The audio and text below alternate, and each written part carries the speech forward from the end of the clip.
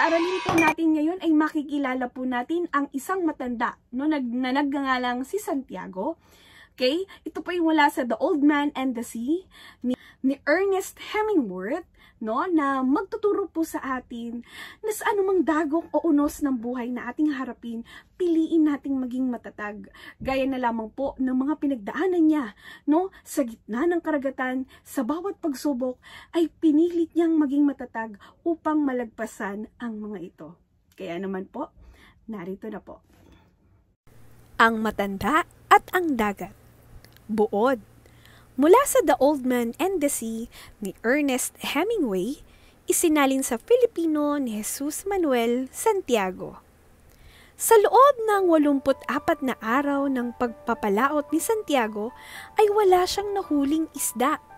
Itinuring niya itong isang salao o ang pinakamasamang kaanyuan ng kamalasan sa pagpapalaot sa dagat. Pinagbawalan ng mga magulang ni Manolin na kanyang apprentice na sumama sa kanya. Sa ika-85 araw ng salao ay tumungo siya sa Gulf Stream. Nakahuli siya ng isang marlin gamit ang mga pamain niya sa pangingisda. Ngunit sa lubhang laki nito ay hindi niya maiakyat sa kanyang bangka.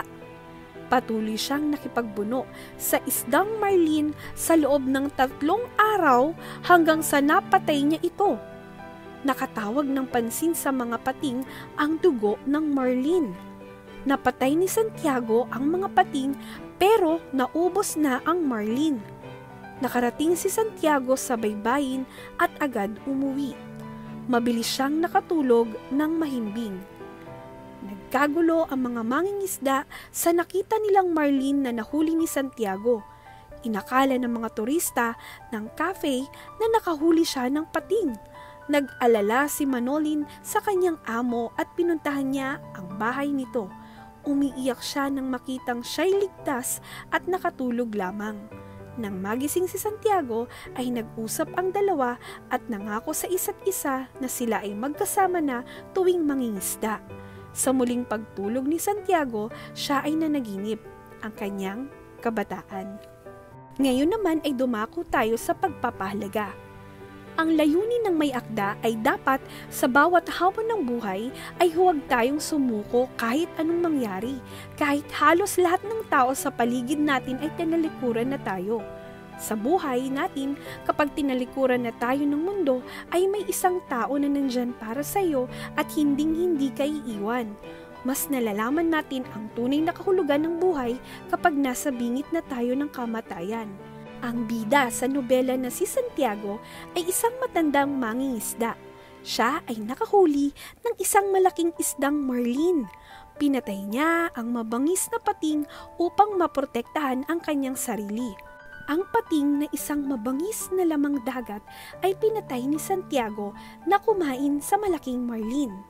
Kaibigan ni Santiago si Manolin, isang batang lalaki. Siya ay tapat na tagapaglingkod ni Santiago. Siya rin ang pinakamalapit na kaibigan ni Santiago.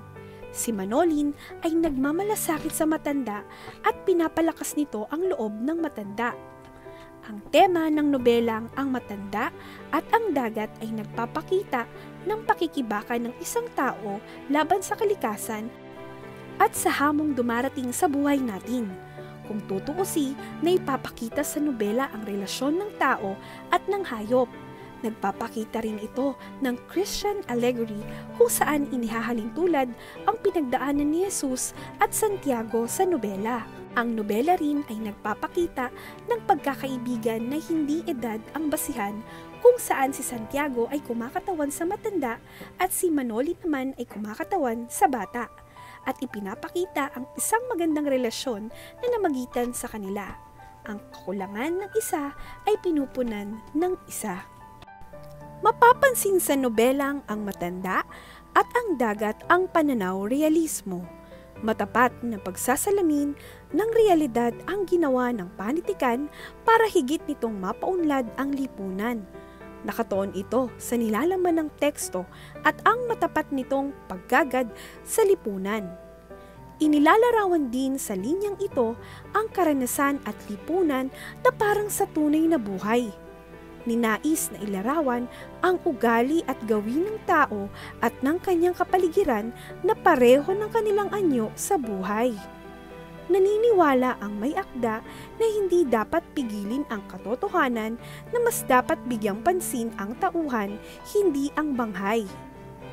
At ito ang buod ng nobelang The Old Man and the Sea o sa Filipino, Ang Matanda at ang Dagat.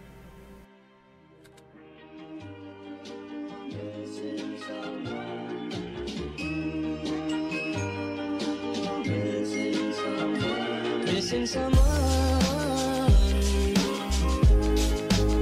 with all your heart. Missing someone.